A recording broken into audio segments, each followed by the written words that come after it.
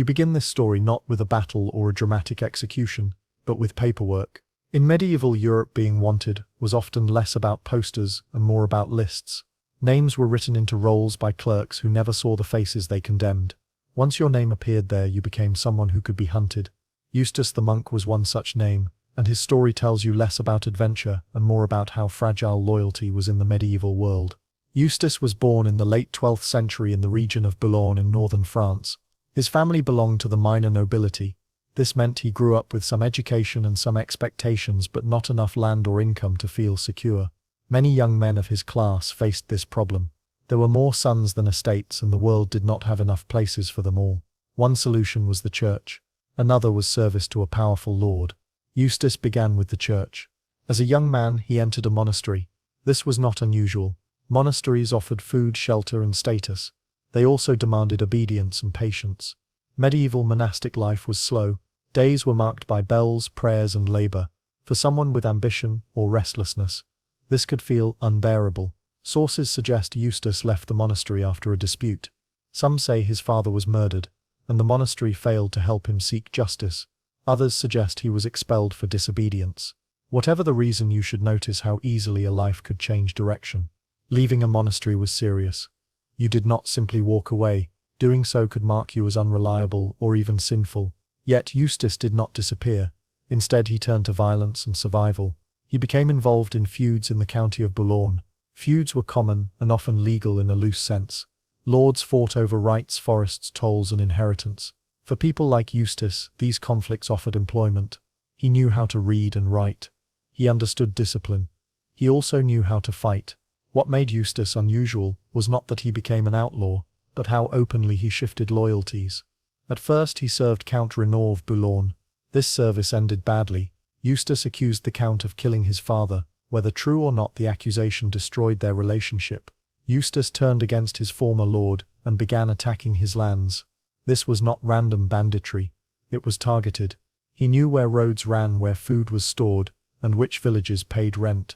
For the peasants living there, this was terrifying and boring at the same time. Raids were quick.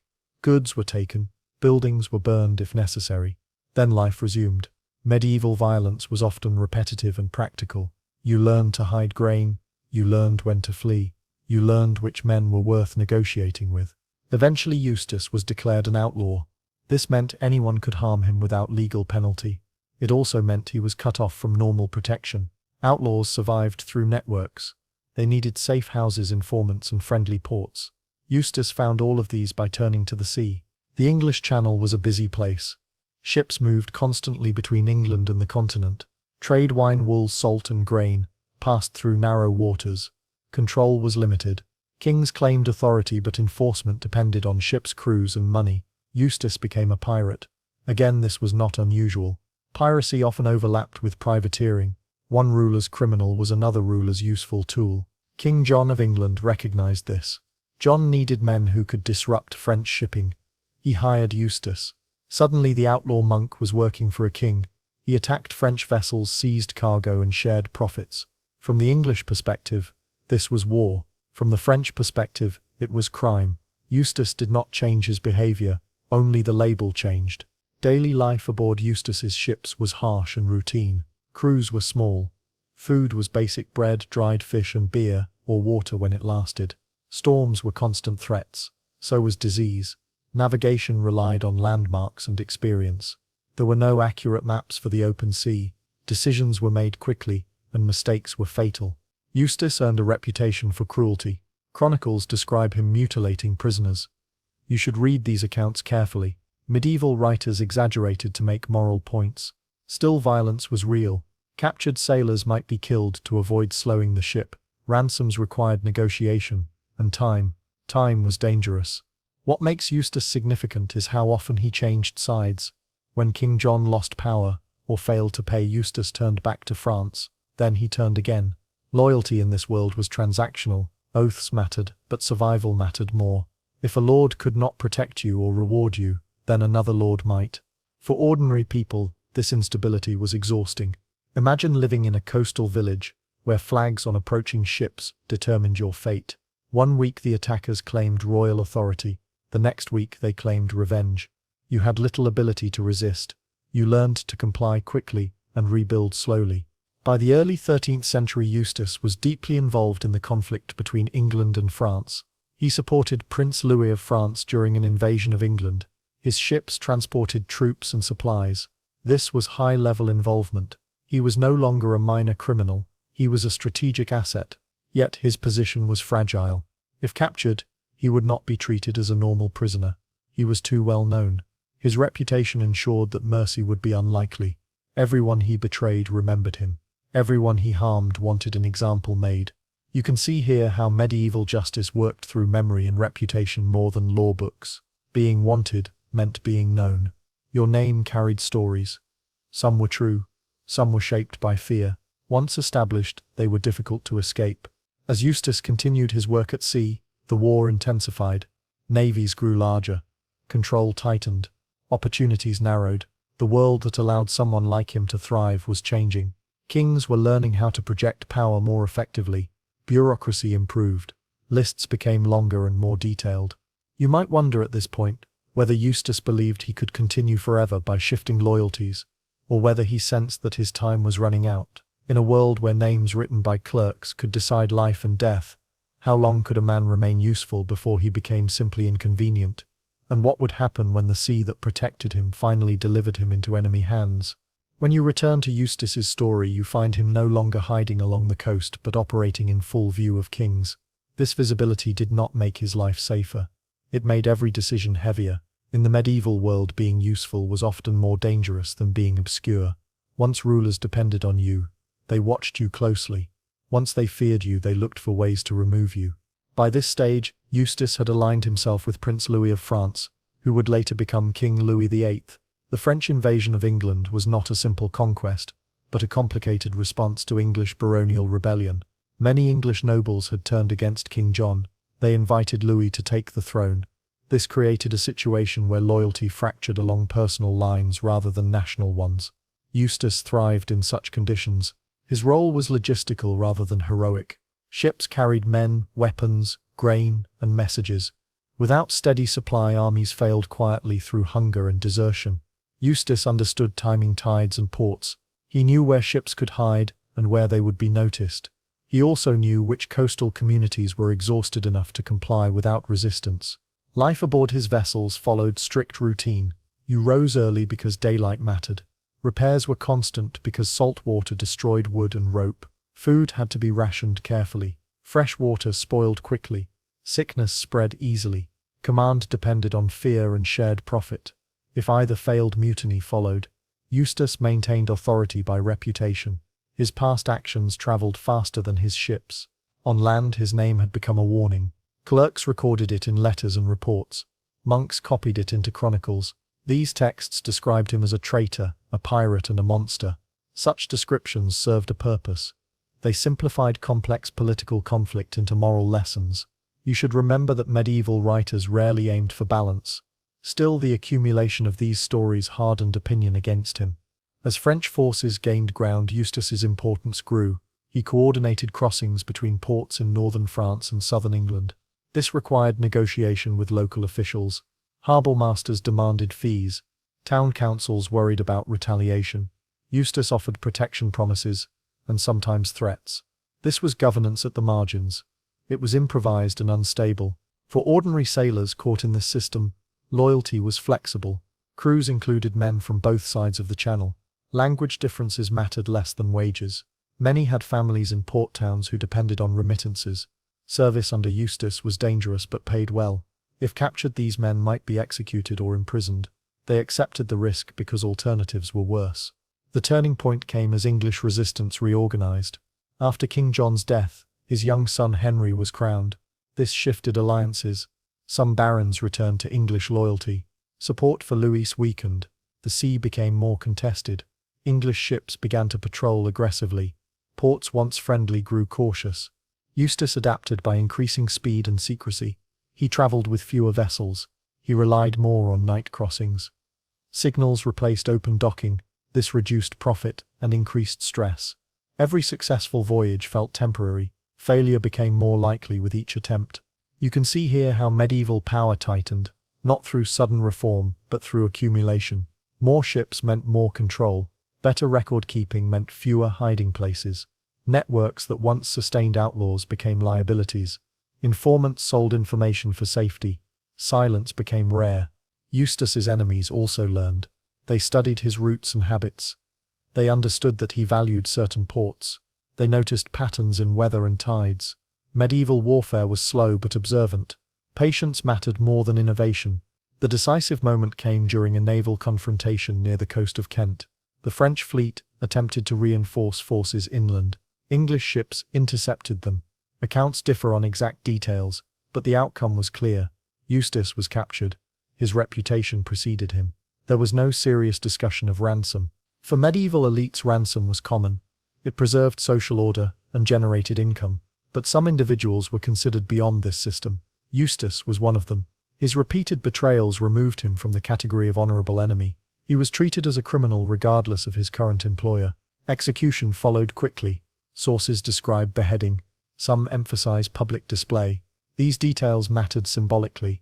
The message was not just that Eustace was dead, but that his way of life was no longer tolerated.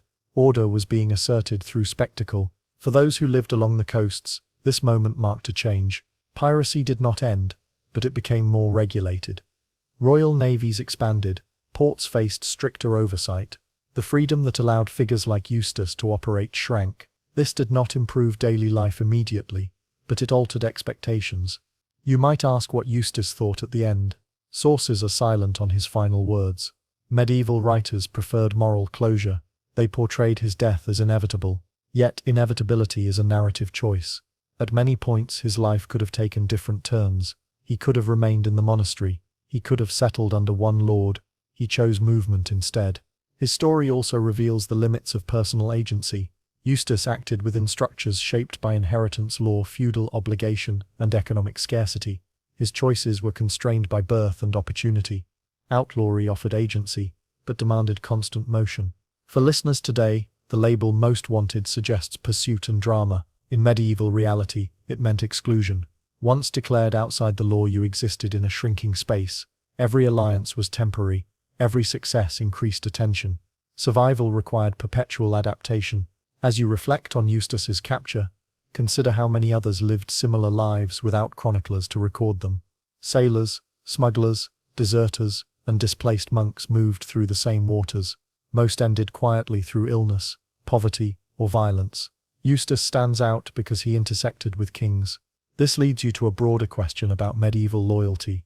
Was Eustace exceptional or simply visible? Did his execution represent moral judgment or political necessity? And in a world where allegiance shifted with circumstance, how did ordinary people decide when loyalty was worth the risk, and when survival demanded betrayal?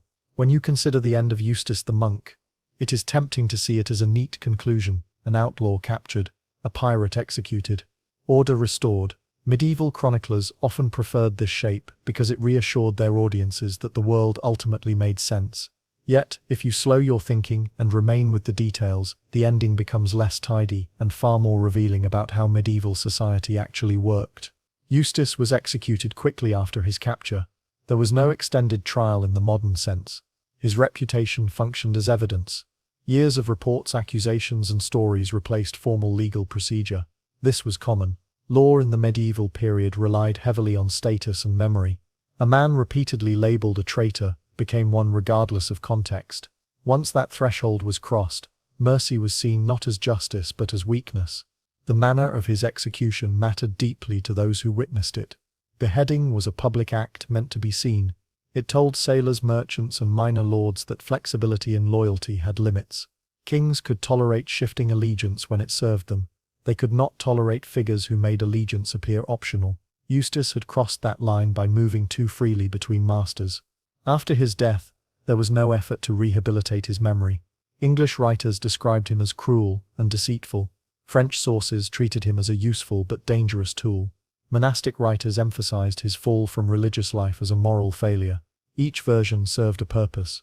None asked how common his choices actually were. If you widen your view, you begin to see how many medieval lives followed similar patterns without leaving records. Younger sons without inheritance moved constantly. Former clerics drifted into administrative or military roles. Sailors crossed borders regularly. Allegiance was shaped by food, wages, and protection rather than ideology.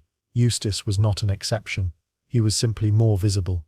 The coastal communities that had lived under his shadow did not experience sudden peace after his execution. Raids continued. Serfs were still seized. What changed was organization. Violence became more clearly attached to crowns rather than individuals. This shift did not reduce suffering, but it made it more predictable. Predictability was valued. It allowed people to plan survival strategies. For peasants and townspeople, the question of loyalty was practical. You paid taxes to whoever could enforce them. You welcomed soldiers when refusal meant punishment. You hid resources when possible. Moral judgment was a luxury. Survival required adjustment. In this sense, Eustace lived according to the same logic as the people he threatened. He simply did so on a larger scale. The sea itself played a quiet role in shaping these outcomes. The Channel had once offered space for ambiguity. Ships could vanish between ports. Authority weakened with distance. Over time this changed. Improved administration and naval coordination narrowed those spaces. The execution of Eustace symbolized this closing. The sea was becoming governed. It is worth noticing that Eustace did not leave behind a movement or a legacy of followers. His death ended his network. This reveals something important about medieval power. It was personal, rather than institutional at the margins. When the individual disappeared, the structure collapsed. Stability required offices, not personalities. Kings learned this slowly and often violently. You might also reflect on the role of the church in his story. Eustace began as a monk and ended as a criminal. Medieval society liked to interpret this as moral decline. Yet monasteries were not isolated from politics or violence. They held land, negotiated with lords, and relied on protection. Leaving a monastery did not mean leaving the world. It meant entering it without safeguards. For listeners today, the label Most Wanted suggests an organized pursuit driven by law enforcement. In medieval terms, it meant something different. It meant being excluded from protection while remaining highly visible. Everyone knew your name, but no one was obliged to help you. This condition was exhausting. It required constant negotiation. Eustace survived longer than many because he understood systems rather than resisting them outright. His story also invites you to consider loyalty as a concept. Medieval oaths were serious but not absolute. They were conditional on reciprocity. When protection failed, loyalty weakened. This applied upward and downward. Lords abandoned kings. Kings abandoned servants. Eustace's repeated shifts were extreme but not illogical within this framework. At the end of his life, Eustace had no stable identity. He was no longer a monk. He was not fully a noble. He was not a knight. He was useful until he was not. This is perhaps the most unsettling aspect of his story. Medieval society promised order through hierarchy, but delivered insecurity at its edges. When chroniclers wrote about him, they framed his death as justice. They warned against betrayal. Yet their own world depended on constant compromise. The contradiction remained unresolved. That tension shaped medieval politics for centuries. As you let this story settle, you might ask yourself whether Eustace was punished for his crimes, or for revealing an uncomfortable truth about how power really functioned. In a society built on conditional loyalty and uneven protection, was he an anomaly, or was he simply a mirror held too close to the surface, reflecting a system that preferred not to see itself clearly? This question does not end with Eustace. It carries forward into every story that follows, where survival often depended not on virtue but on knowing when loyalty could no longer be afforded.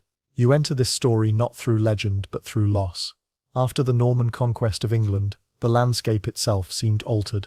Forests were claimed, villages reorganized, and laws rewritten in a language many people did not understand. For ordinary lives, this change arrived slowly, and then all at once.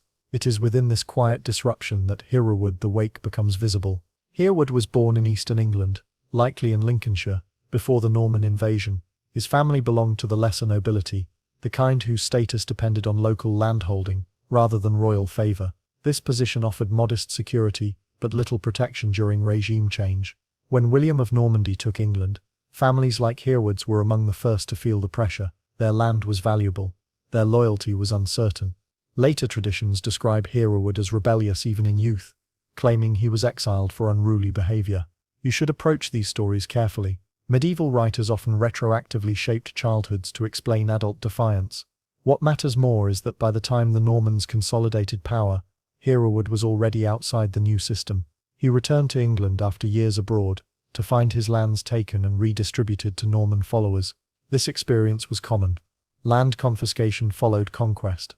As a matter of policy, Norman rulers needed to reward supporters and secure territory. English landholders, who could not prove loyalty or usefulness, lost everything. Legal appeals existed, but required access, language skills, and patronage. Most dispossessed people had none of these. Hereward's response was not submission. He retreated into the marshlands of the Fens, a region of wetlands and waterways that resisted easy control. The Fens were sparsely governed, difficult to traverse, and familiar to locals. For Norman authorities, they represented disorder. For the dispossessed, they offered refuge. Life in the Fens was hard and monotonous. Food came from fishing, fowling, and small-scale farming. Shelter was temporary. Weather dominated daily decisions. Yet the region provided strategic advantage. Narrow paths could be defended easily. Boats replaced horses. Knowledge of tides and seasons mattered more than armor. Hereward was not alone. Other displaced Englishmen joined him. Some were former landholders. Others were peasants burdened by new taxes and forced labor. Together they formed a loose resistance. This was not an army. There was no formal command structure. Leadership depended on reputation and practical skill. Hereward emerged as a central figure because he could organize and inspire. Norman chroniclers labeled these men criminals. They were described as thieves, rebels, and outlaws. This language mattered. By defining resistance as crime, the authorities justified harsh punishment. Anyone aiding such men risked severe consequences. Yet local support persisted. Villagers provided food, information, and shelter when possible. They did so not out of ideology, but shared grievance. The laws imposed by the Normans felt foreign in both content and application. New courts demanded fees. New officials enforced fines. Forest law restricted access to land that had once been communal. Hunting became a crime. Gathering wood required permission. These changes reshaped daily life. Resistance grew from accumulated frustration rather than single acts of injustice. Hereward's activities included raids on Norman estates, ambushes of patrols, and destruction of property. These acts disrupted administration and undermined confidence, yet they rarely resulted in lasting territorial control. Success was measured in survival and symbolic defiance rather than victory. The Normans responded methodically. They built castles to project power. They stationed troops near trouble spots. They gathered intelligence. Unlike earlier rulers, they invested heavily in infrastructure of control. Stone replaced wood. Permanent garrisons replaced seasonal levies. This slow pressure narrowed the space for resistance. One of the most significant moments in Hereward's story came when the Isle of Ely became a focal point of rebellion. Ely was both religious center and strategic stronghold. Its surrounding marshes made it difficult to assault. Hereward and his followers joined forces with others there, including disaffected nobles and monks whose lands were threatened. For a time, Ely represented a pocket of autonomy. Norman authority could not easily penetrate it. This challenged the image of total conquest. William could not ignore such a symbol. Allowing it to persist would invite further resistance elsewhere. Daily life within this resistance was precarious. Supplies were limited. Alliances were unstable. Trust was essential but fragile. Any captured supporter could be coerced into revealing information. Hunger weakened resolve. Time favored the Normans who could wait and plan. What makes Hereward particularly interesting is how he navigated identity. He was English in a world becoming Norman. He relied on local customs while confronting imported law. He embodied continuity and change simultaneously. This duality made him threatening. He reminded people that alternatives still existed. Sources describing Hereward come mostly from Norman-aligned writers or later Romantic traditions. Both distort reality. One demonizes him, the other elevates him into heroic myth. The truth likely lies in between. He was capable, determined, and shaped by circumstance rather than destiny. As pressure mounted around Ely, the situation grew tense. The Normans prepared a concerted effort to eliminate the resistance. Resources were gathered, routes mapped, and patience exercised. The question was no longer whether Ely would fall, but how and what would happen to those inside when it did. You might pause here to consider the meaning of resistance under conquest. Was Hereward fighting for a lost order, or simply for personal survival? Did his actions delay Norman control, or merely harden it?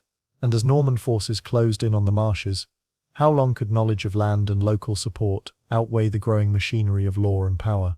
When you return to the marshlands around Ely, you find that time has begun to work against those hiding within them. Resistance movements often depend on momentum, and once that momentum slows, uncertainty creeps in. For Hereward and those gathered around him, the question was no longer how to resist, but how long resistance could be sustained without turning inward and collapsing under its own weight.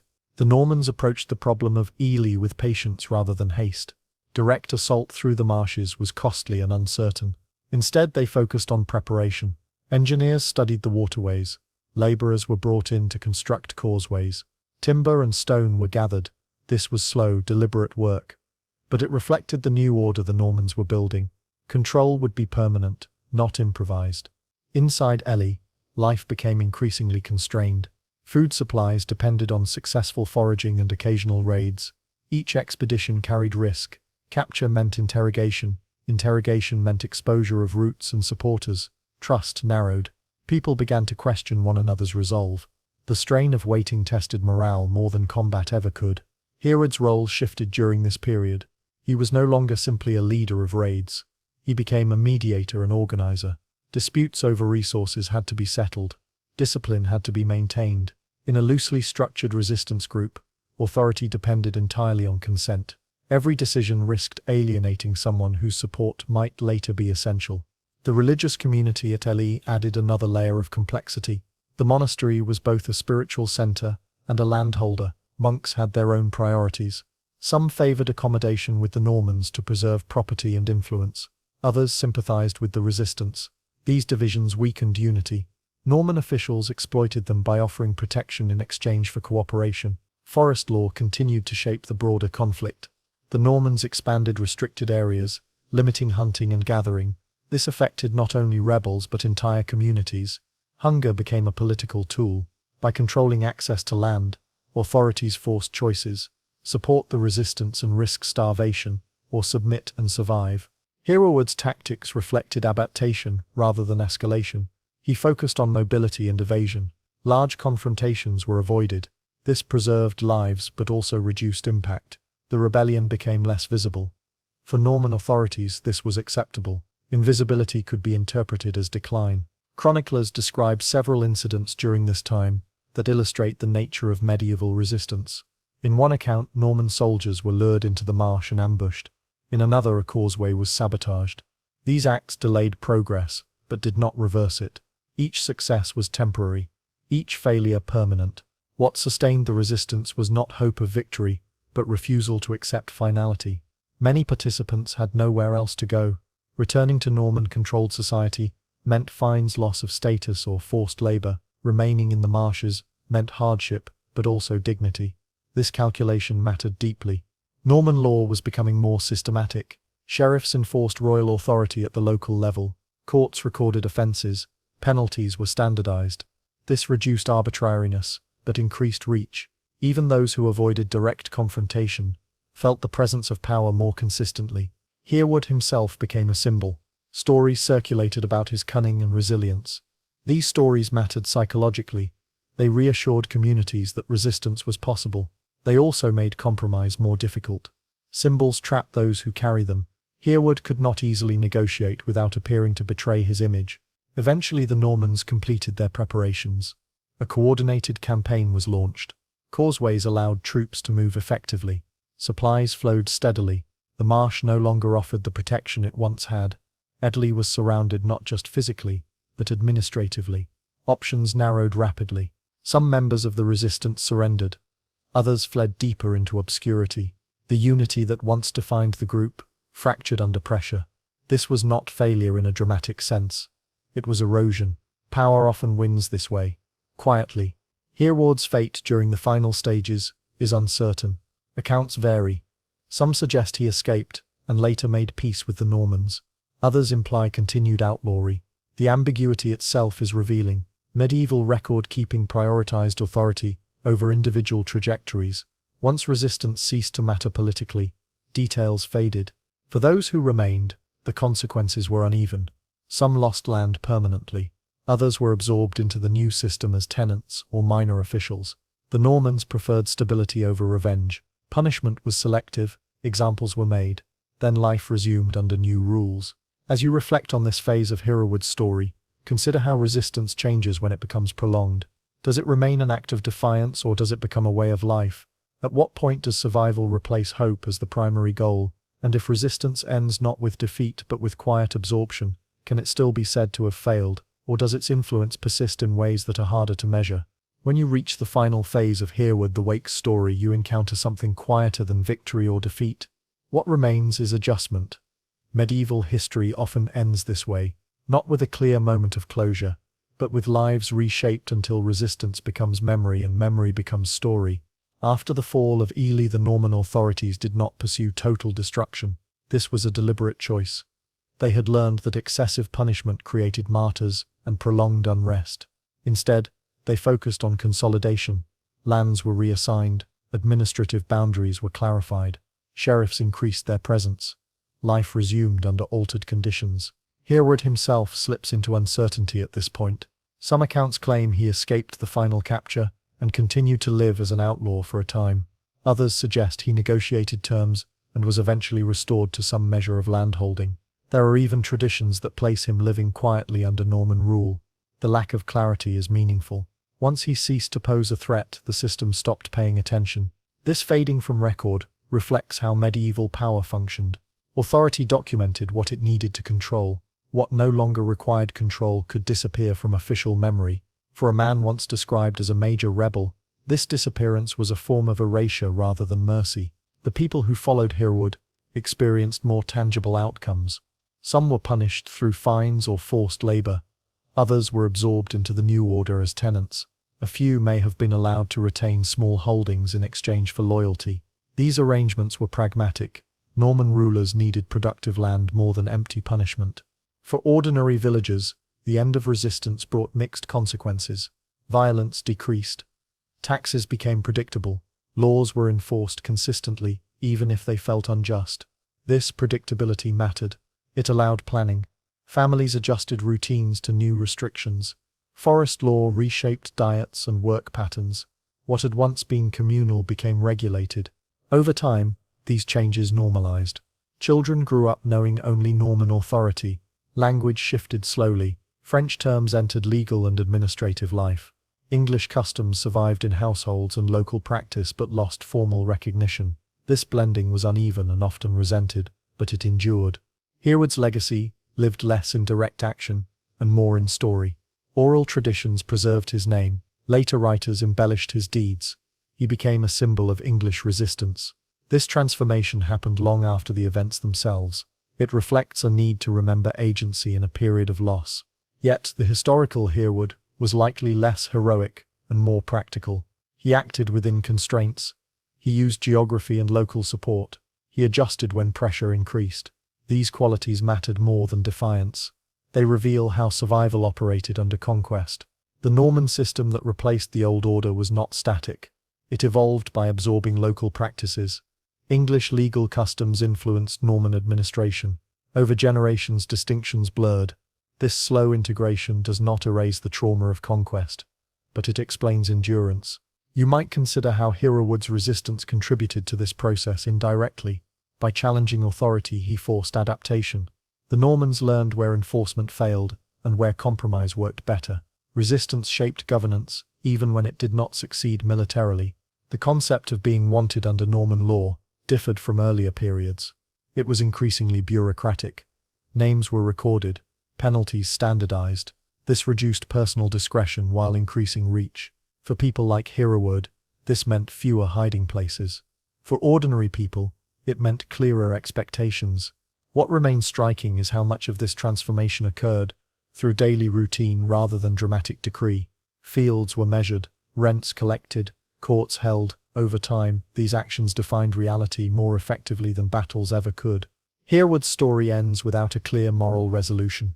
He neither liberated his land nor vanished without impact.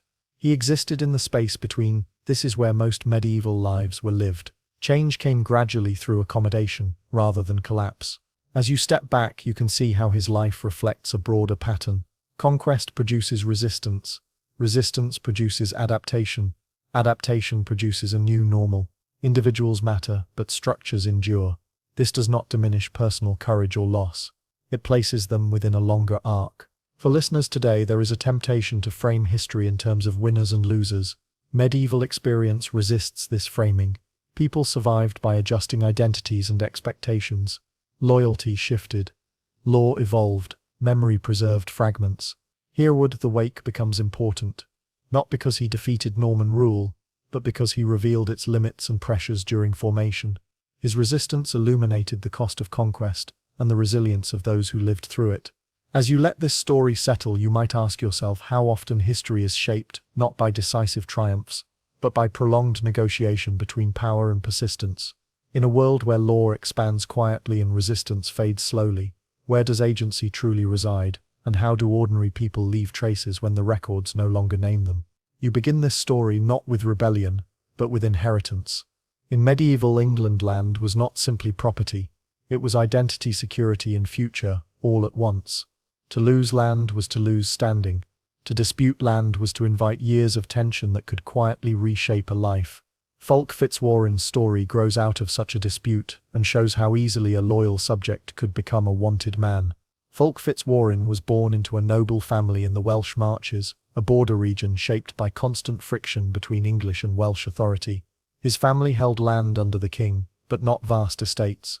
Like many Marcher lords, they relied on royal favour and local strength to maintain their position. This balance was fragile. A single decision from above could undo generations of settlement. During Fulk's youth, King John came to the throne. John's rule was marked by suspicion and personal grievance. He remembered slights and acted on them. Sources suggest that Fulk had a conflict with the king early on, possibly during a game of chess. Whether this detail is literal or symbolic matters less than what followed.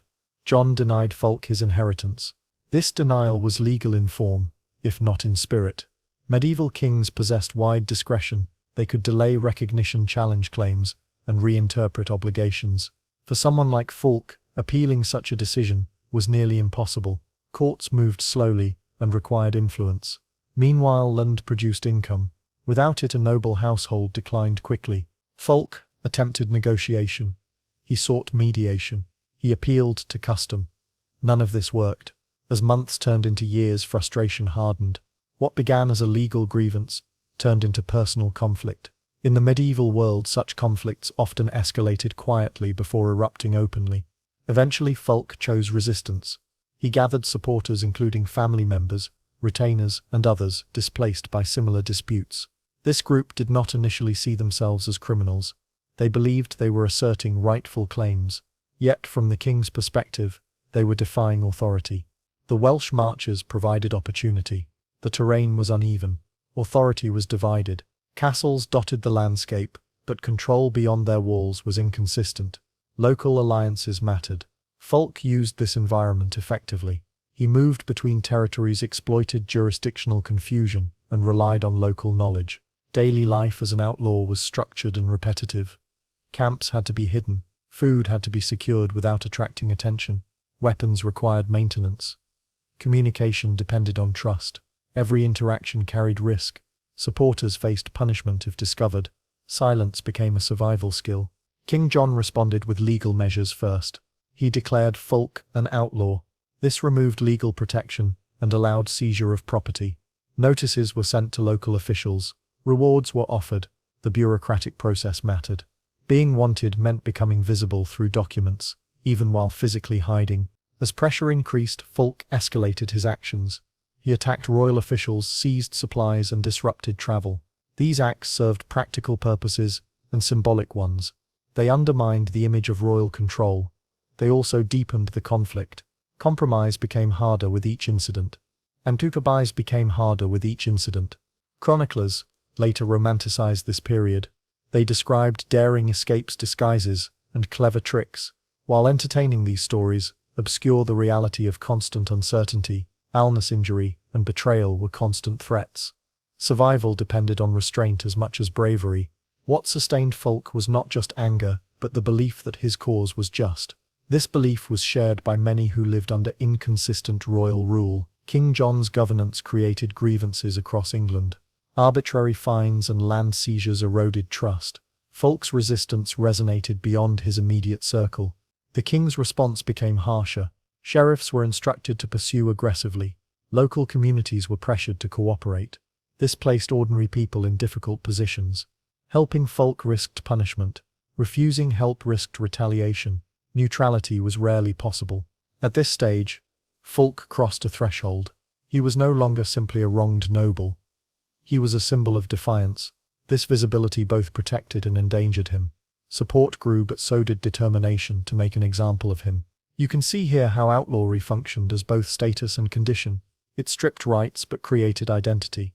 Once labeled an outlaw, actions were interpreted through that lens. Negotiation was reframed as deceit. Defense became aggression. As winter passed, and resources tightened, the future narrowed. Fulk faced choices that would shape not only his life, but the memory of his actions. Could resistance force reconciliation? Would persistence lead to restoration or destruction? And in a system where law served power more readily than justice, how far could a man push before survival itself became impossible? When you return to Fulk Fitzwarren, after his declaration as an outlaw, you find that the dispute over land has hardened into something broader and more difficult to undo. What began as a personal grievance has now become a prolonged struggle shaped by habit, routine, and the slow narrowing of options. This is the stage at which outlawry becomes a way of life, rather than a temporary condition. Fulk's band grew gradually. It did not resemble a formal army. Instead, it functioned as a network. Some men stayed with him constantly. Others moved in and out depending on circumstance. Kinship mattered. So did shared grievance. Many of those who joined him had their own reasons for resenting royal authority. Disputed land, unpaid wages, and excessive fines all contributed. The Welsh marches continued to provide shelter. Authority here was fragmented between English lords, Welsh rulers, and ecclesiastical landholders. Jurisdictional confusion created gaps. Fulk exploited these gaps carefully. He avoided prolonged occupation of any single place. Camps shifted regularly. Fires were kept small. Movement followed weather patterns and agricultural cycles. Daily survival required discipline. Food was obtained through a mixture of purchase, coercion, and foraging. Open theft was avoided when possible, because it created enemies among local communities. Instead, Fulk relied on negotiation and reputation. Some villages preferred to offer assistance quietly rather than risk confrontation. Others complied under pressure. These relationships were fragile and constantly renegotiated. King John's response intensified during this period. He viewed defiance personally. Royal records show increasing fines levied on communities suspected of aiding Fulk. Sheriffs were instructed to confiscate goods and take hostages if cooperation was not forthcoming. This strategy spread fear. It also spread resentment. People punished for association rather than action felt injustice keenly. Outlawry under John became increasingly bureaucratic. Names were circulated. Property was inventoried. Legal language formalized exclusion. This process mattered because it transformed personal conflict into institutional hostility. Fulk was no longer dealing with one ruler's temper, but with a system designed to isolate him. In response, Fulk escalated selectively. He targeted royal officials rather than civilians. Ambushes disrupted communication. Seizure of supplies weakened enforcement. These actions were practical but also symbolic. They demonstrated that authority could be challenged. They reassured supporters that resistance had effect. Yet, escalation carried cost.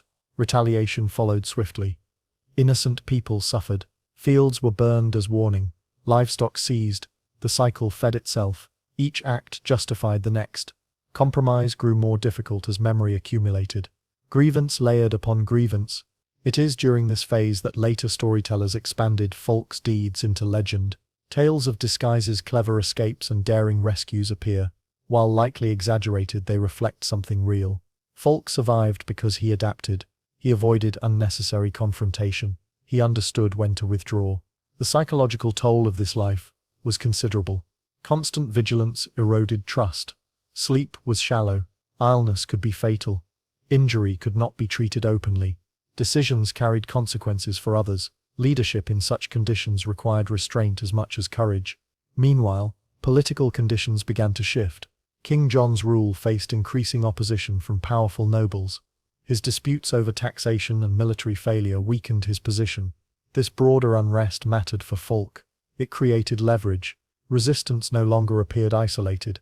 it became part of a wider pattern. Fulk's cause began to attract attention beyond the marches.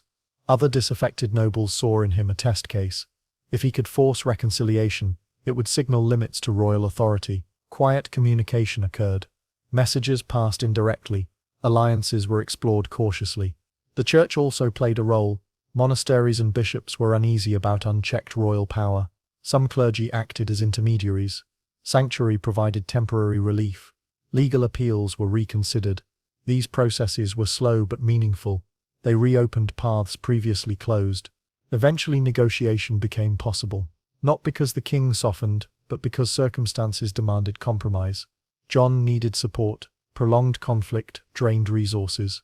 Restoring a dispossessed noble could be framed as magnanimity rather than concession. For Fulk, this moment required difficult choices. Continued resistance preserved autonomy, but increased risk. Negotiation offered restoration but required submission. Trust was minimal on both sides. Terms had to be weighed carefully. Sources suggest that Fulk eventually reached an agreement. Lands were restored in exchange for loyalty. The outlaw was reabsorbed into the system that had expelled him. This did not erase the past. It recontextualized it. Former crimes became past grievances. Memory was adjusted to fit new necessity. For those who had followed him, the outcome was uneven. Some benefited indirectly, others were left exposed. Restoration was personal. It did not extend automatically to all associates. This reality highlights the limits of collective resistance within a hierarchical system. As Fulk returned to legitimacy, his story changed. Chroniclers softened descriptions. Later writers emphasized reconciliation. The outlaw became a flawed noble, rather than a criminal. This transformation reveals how narrative follows power. You might pause here to consider what restoration truly meant. Did it represent justice or expediency? Was Fulk rewarded for persistence, or absorbed because authority required flexibility? And for those whose lives had been disrupted without compensation, what meaning did reconciliation hold?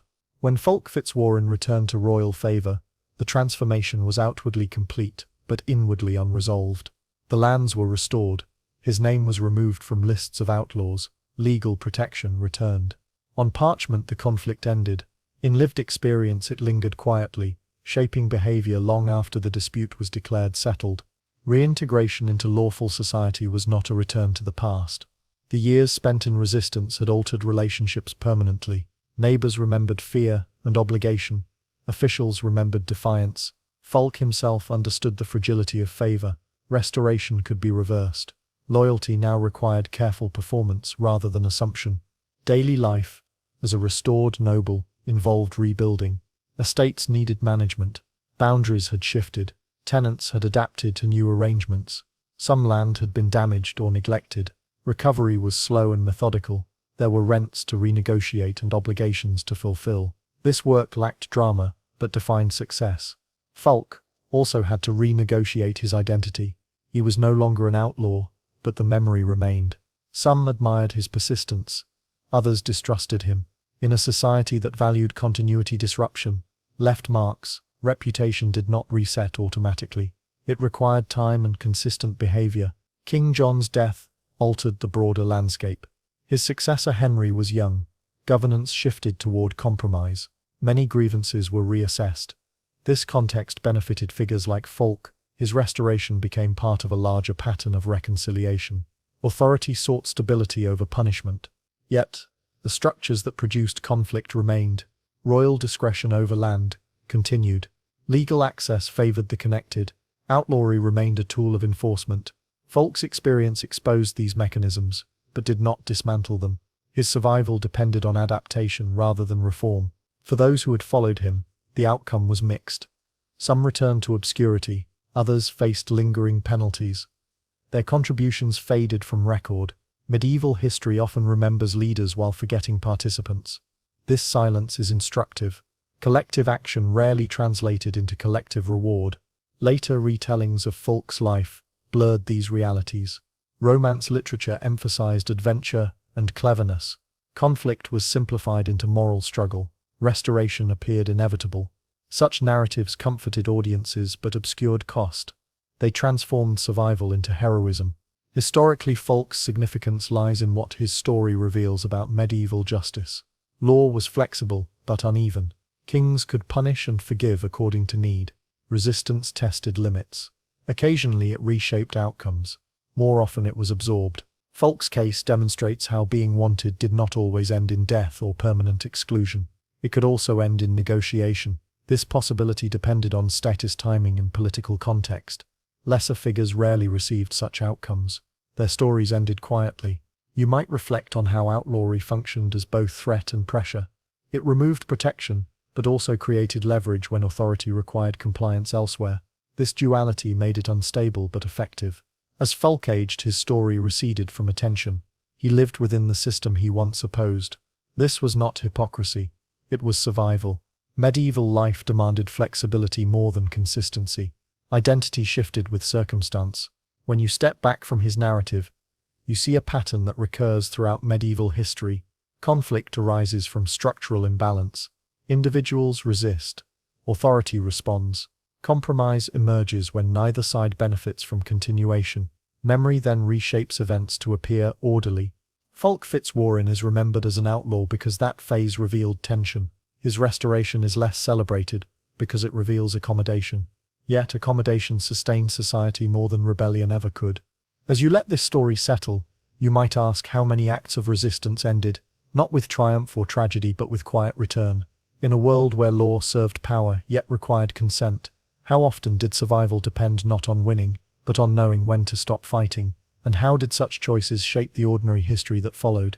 You enter this story, not through rebellion or flight, but through proximity. Hugh Despenser the Younger was not pushed to the margins of medieval society. He was drawn into its center. His life shows how being wanted did not always mean being hunted from the outside. Sometimes it meant being feared from within, watched closely because power itself had become dangerous. Hugh Despenser was born into the English nobility in the late 13th century. His family already held influence. This mattered. Medieval power was cumulative. Birth opened doors long before talent or effort mattered. Hugh benefited from this inheritance, but he did not rely on it alone. He understood how closeness to the king could multiply authority far beyond land or title. His rise began through marriage. Hugh married Eleanor de Clare, a wealthy heiress and niece of King Edward II. This union transformed his position. Through Eleanor he gained access to vast lands, particularly in the Welsh Marches. As with many such marriages, the arrangement was political. Yet Hugh treated its benefits as personal entitlement. Edward II relied heavily on favourites. This pattern defined his reign. He granted lands, offices and privileges to those he trusted. Hugh Despenser became one of the closest. This closeness bred resentment. Other nobles watched their influence decline as Hugh's expanded. What made this especially destabilizing was Hugh's manner. He enforced his claims aggressively. The Welsh Marches were already tense. Overlapping jurisdictions and fragile truces defined the region. Hugh used legal mechanisms to expand his control. He challenged charters, reinterpreted boundaries, and invoked royal authority to seize land. On paper, these actions followed procedure. In practice, they displaced families and disrupted communities. For those affected, the experience was bureaucratic and devastating. Notices arrived, officials appeared, land was measured and reassigned. There were appeals, but they moved slowly and favored those with access. This was violence without spectacle. It unfolded through documents rather than swords. Hugh's enemies were not peasants but nobles. Men accustomed to influence found themselves sidelined. Their grievances accumulated quietly. Councils filled with tension. Alliances shifted. Complaints were framed in legal language but carried personal anger.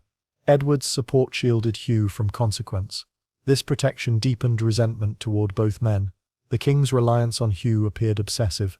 Decisions increasingly favored Despenser interests. This narrowed the space for compromise.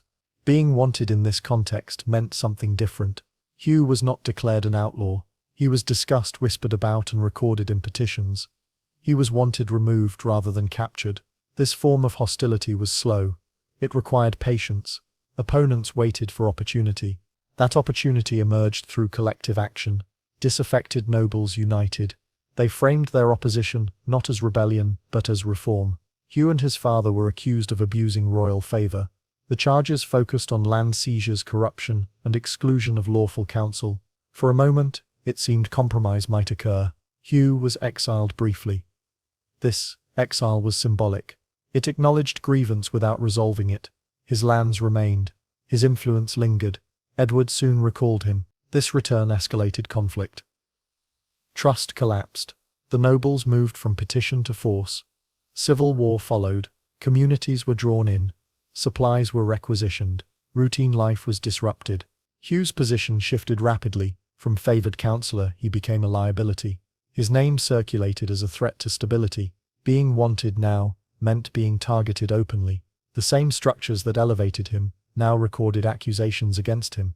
You can observe how medieval power created its own dangers. Closeness to authority amplified scrutiny. Hugh's fall was shaped by the same mechanisms as his rise. As tensions grew, the question was no longer whether Hugh would face consequences, but how severe they would be. Could the system correct itself through removal, or would it demand punishment as spectacle? And in a world where power operated through proximity, what happened when closeness itself became the crime? When you return to the turbulent court of Edward II, Hugh Despenser's story reveals the subtle yet relentless pressure of medieval politics. Unlike outlaws hiding in marshes or forests, Hugh's danger came from visibility. Power, in this case, did not protect. It magnified vulnerability. Every decision, every claim, every exercise of influence became a focal point for resentment.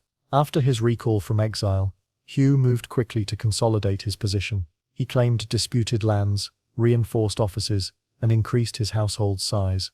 These actions were legally defensible but socially provocative. Lords who had endured his earlier seizures now faced renewed encroachment. Letters of complaint multiplied. Chronicles recorded his growing unpopularity.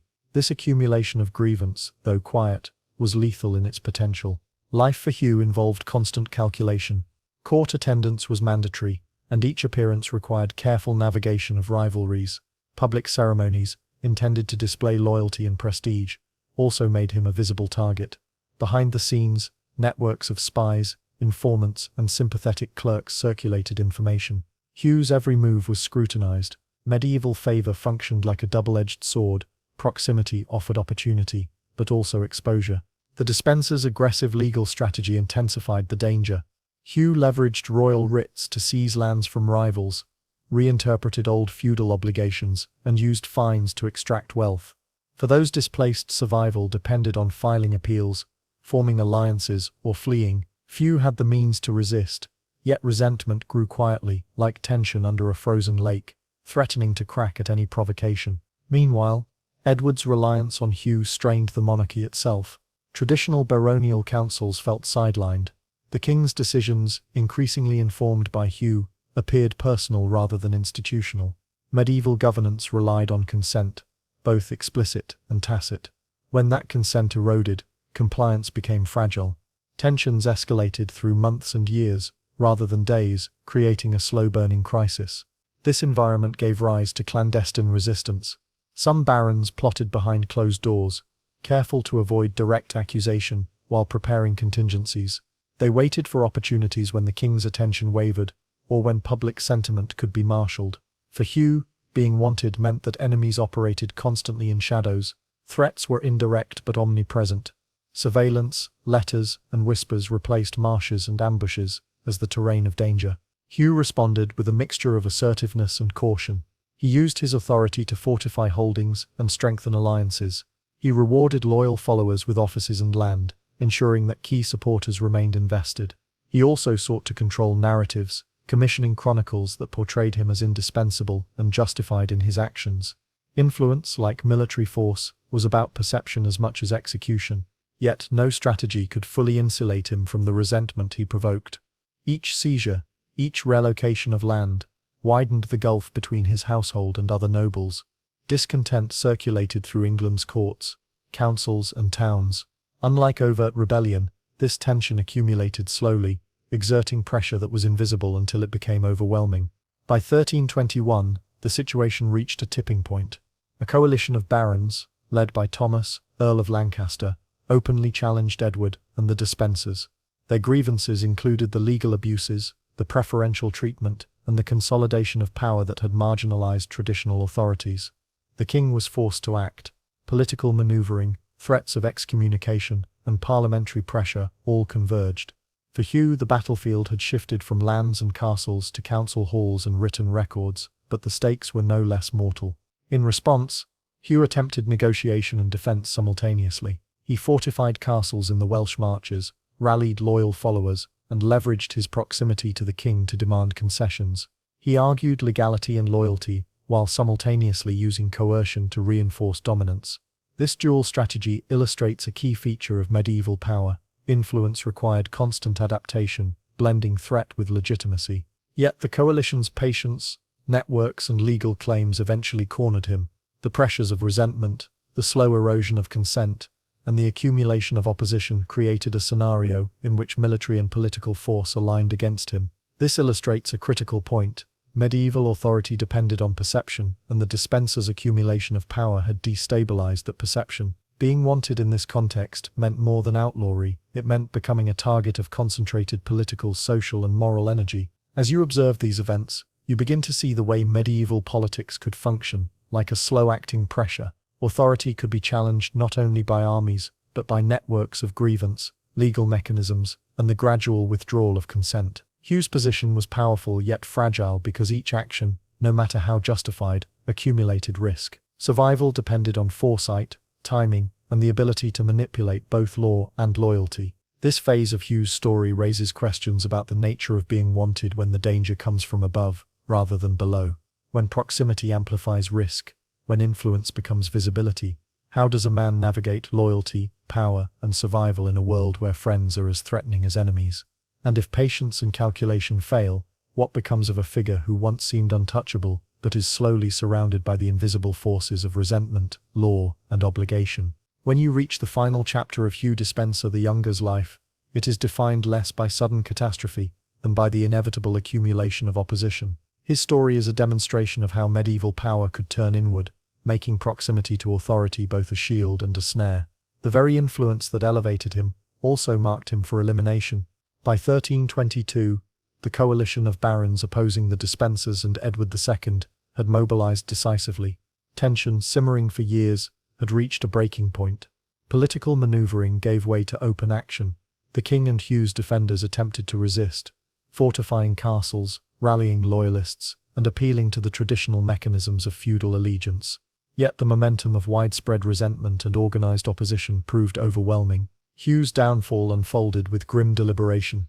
He was captured at Bristol, a strategic city where his influence had been concentrated. The chroniclers describe the scene with meticulous attention to detail, emphasizing the spectacle of authority asserting itself over even the most powerful favorite. Legal pretexts, moral accusations, and theatrical execution combined to make an example of him, demonstrating that proximity to the king could not immunize anyone from collective enforcement of grievance. The method of his execution, hanging, drawing, and quartering, was intended to serve multiple purposes. It eliminated him physically, erased his claims to authority, and sent a clear message to those who might attempt similar accumulation of power. Medieval justice was not only about punishment, it was about performance.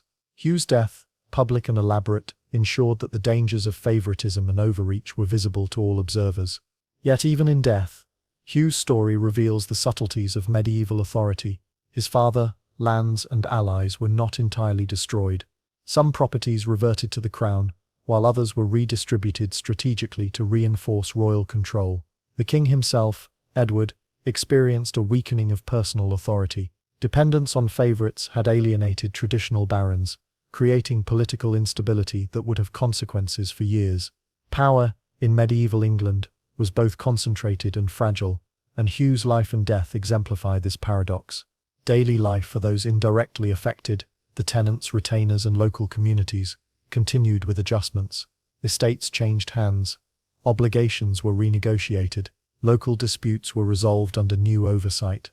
Yet memories persisted. Villagers and minor lords recalled the abuses and the fear created by Hugh's rise. The social landscape, though technically restored to order, carried the imprint of years of manipulation and coercion. Hugh's story, when viewed in the long arc of history, highlights how being wanted in medieval terms could extend beyond outlawry.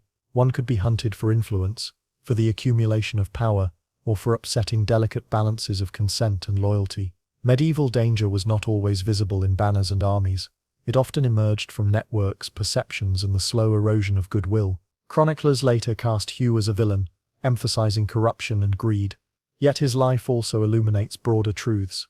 He demonstrates the risks inherent in favor, the precarity of influence, and the interplay between law, loyalty, and perception. Authority required not just obedience from others, but careful management of resentment, alliances, and personal conduct. Hugh misjudged this equilibrium, and the consequences were lethal. Reflecting on his life, you might consider the subtle mechanisms of medieval power. Unlike outlaws who relied on secrecy, Hugh relied on visibility. Unlike rebels who depended on mobility, he depended on favor. Yet both forms of being wanted, whether by law, by enemy, or by resentment, reveal the fragility of human position in a world shaped by personal and institutional pressures. Survival was never guaranteed, and prominence itself became a form of vulnerability. Ultimately, Hugh Despenser the Younger's legacy lies in his embodiment of the paradox of power. Influence created exposure. Protection created resentment. Authority created vulnerability. His execution closed the immediate chapter, but left lessons about the limits of favoritism, the inevitability of collective enforcement, and the slow, persistent pressures that governed medieval life. As you let this story settle, you might ask yourself how often in history the danger lies not in isolation but in connection. When being wanted comes from above rather than below, when influence itself invites pursuit, how do individuals navigate survival, and how do ordinary people perceive, endure, and remember the consequences of concentrated, and sometimes abusive, power? You begin this story not with fame or legend, but with the quiet disruption of ordinary life. In late 13th century Scotland, power was fragile, and borders were contested. Families, villages, and local lords lived under constant uncertainty. Into this unsettled world steps William Wallace, whose life reveals how one man's defiance could ripple through society in ways both visible and subtle. Wallace was born into the minor nobility of Elderslie, near Paisley, in Renfrewshire. His family held modest lands, enough to ensure some comfort, but not enough to shield them from larger political upheavals. The death of Alexander III in 1286 left Scotland without a clear heir, creating a vacuum of authority. Competing factions, both domestic and English, began vying for control. In such times, even minor nobles could be forced into impossible choices. From a young age, Wallace would have observed these tensions. Daily life under such instability involved watching neighbors, calculating allegiances, and ensuring one's own survival. Families stored resources, guarded boundaries, and navigated shifting obligations. Loyalty was conditional, dependent on protection rather than abstract principle. Wallace's later actions emerged from this environment, shaped as much by circumstance as by personal conviction. The first recorded acts of resistance attributed to Wallace occurred in his youth, though details remain murky. Chroniclers suggest that English officials and their Scottish collaborators imposed heavy taxes and demanded service from local communities. Wallace reportedly acted in defense of his neighbors, retaliating against abuses and asserting local autonomy. These early skirmishes were small in scale, but significant in demonstrating how resistance could emerge from ordinary grievances rather than national ideology. Being wanted in this period was complex. Wallace was not initially a declared rebel with official warrants. Rather, he became a target through social and legal networks. Word of his actions traveled quickly. Local communities whispered, some in support, others in fear. English authorities began to perceive him as a threat, not because of grand strategy, but because of cumulative disruption to order. His name circulated quietly, marking him as dangerous, even before open conflict escalated. The Scottish context added layers of complication. Loyalties shifted among local lords, clergy, and urban centres. Some nobles sided with the English to preserve property. Others supported Scottish independence out of principle or pragmatism. Wallace had to navigate this patchwork of allegiances carefully. He relied on local knowledge, familiarity with terrain, and a network of supporters who valued autonomy above all else. Each act of defiance carried consequences for himself and for those who assisted him. Life as a wanted man in this early phase involved constant vigilance. Wallace moved between settlements, using small bands of followers for protection and reconnaissance. Supply networks were improvised. Intelligence was gathered through trusted contacts rather than formal systems. Every raid, every act of resistance, increased both reputation and risk. Trust became both currency and liability. English administration responded through the slow machinery of law. Officials issued fines, sought to confiscate property, and attempted to isolate local supporters. Yet, the system was imperfect. particularly in border regions where enforcement depended on local compliance. Wallace's mobility and the support of sympathetic communities allowed him to evade capture while continuing to challenge authority. In a sense, being wanted depended less on official action than on social recognition.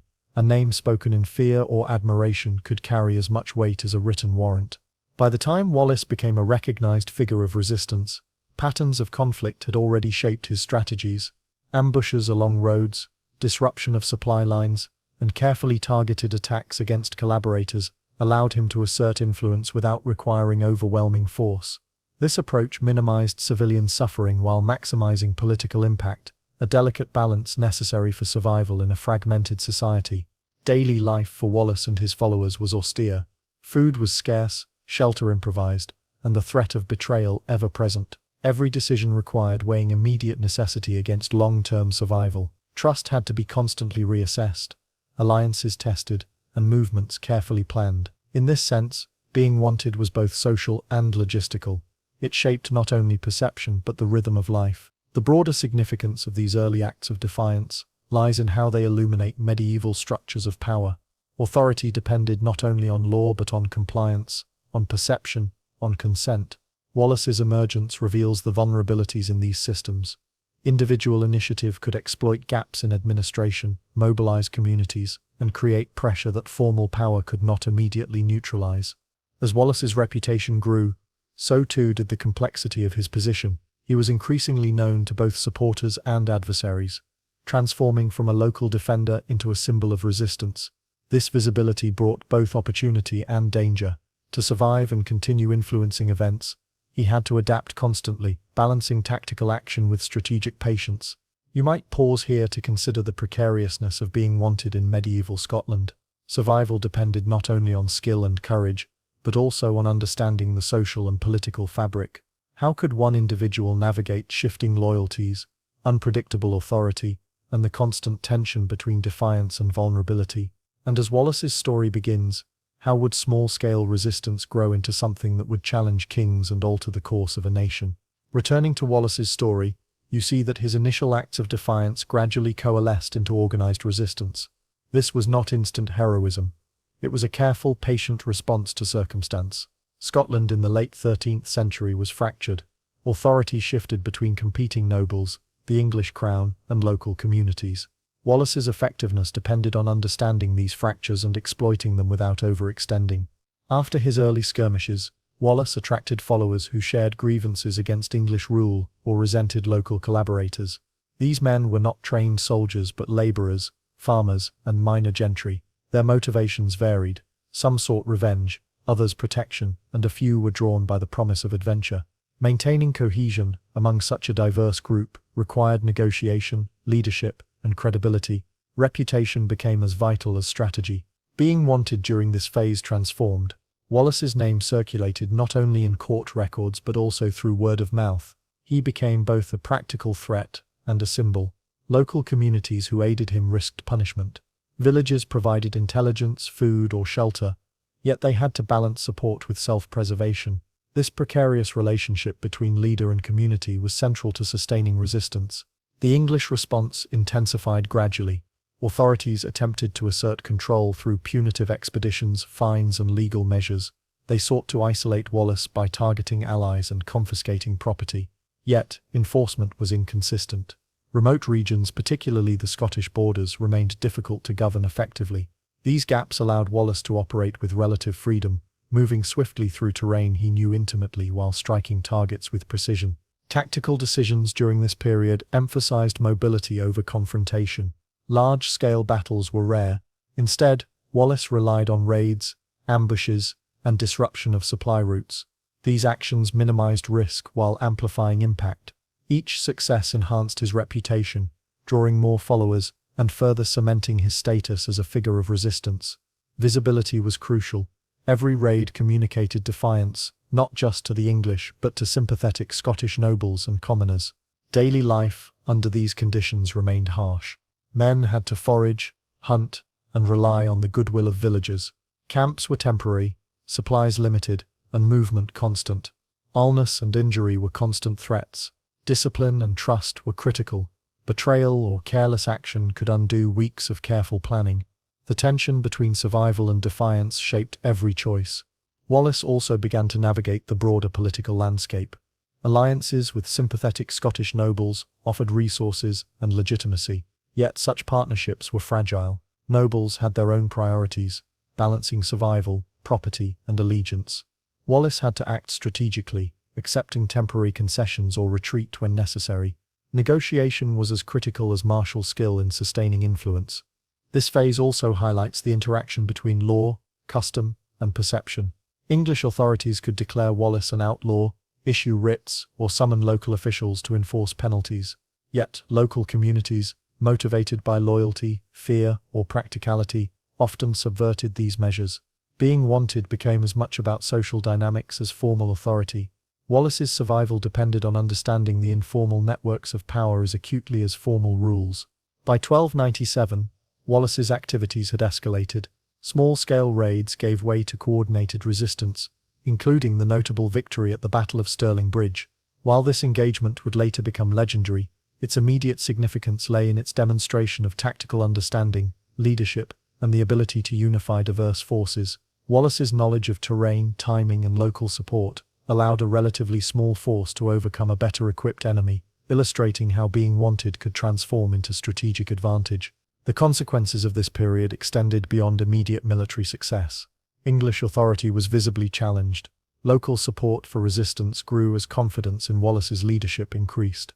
Conversely, English forces became more cautious, needing to divert resources to contain a single figure and his followers. The slow erosion of compliance, one village, one noble, one patrol at a time, revealed the fragility of imposed control. You might reflect on how Wallace's form of being wanted contrasts with other figures you've encountered. Unlike outlaws hiding from marshes or nobles threatened by baronial coalitions, he leveraged visibility to create influence. His threat was both physical and symbolic, rooted in skill, leadership, and understanding of social dynamics. Survival required balancing audacity with prudence, defiance with diplomacy, and rebellion with legitimacy. As this chapter of Wallace's life unfolds, the tension remains palpable. How long can a movement sustain itself before resources, betrayal, or overwhelming force erode it? Can the symbolic power of one man maintain cohesion among disparate followers? And as Wallace's reputation spreads, how does being wanted transform from a practical danger into a tool for shaping the course of a nation? When you reach the final phase of William Wallace's story, you witness the transformation from local defiance into a national symbol. His rise from minor noble to leader of Scottish resistance demonstrates how being wanted could extend far beyond personal survival, shaping politics, alliances, and collective identity. After the Battle of Stirling Bridge in 1297, Wallace's prominence became undeniable. English authorities increased their efforts to capture him, issuing proclamations and deploying military forces across Scotland. Villages and towns that had previously aided him were monitored, and in some cases, punished. Being wanted now meant constant visibility, as both a threat and a rallying point. Wallace's movements were tracked, yet his understanding of terrain, timing, and loyal support allowed him to evade capture while continuing to strike at key targets. The subsequent campaigns, including raids into northern England and skirmishes across central Scotland, illustrate the precarious balance between risk and influence. Wallace avoided unnecessary confrontation with superior forces, but seized opportunities to challenge authority where he could. Each engagement carried logistical and social consequences. Villages faced reprisals, allies were tested, and morale fluctuated with each success or setback. Being wanted shaped every facet of daily life, dictating movement, alliances, and strategy. Political negotiation became entwined with military action.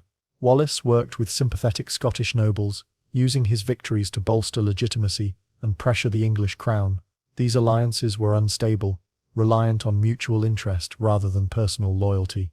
Nobles weighed risk against gain, and Wallace had to maintain credibility while remaining adaptable. Survival depended on navigating both the battlefield and the shifting currents of political loyalty. The capture of Wallace in 1305 marked the culmination of his life as a wanted man.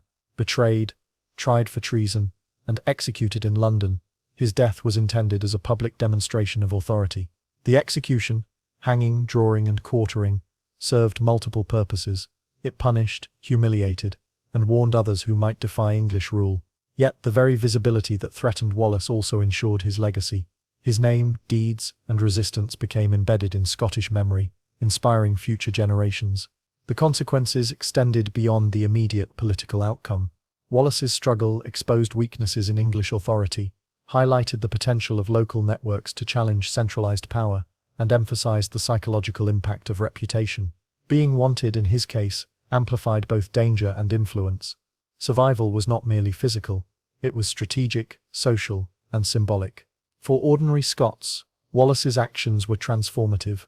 Local communities experienced both disruption and empowerment.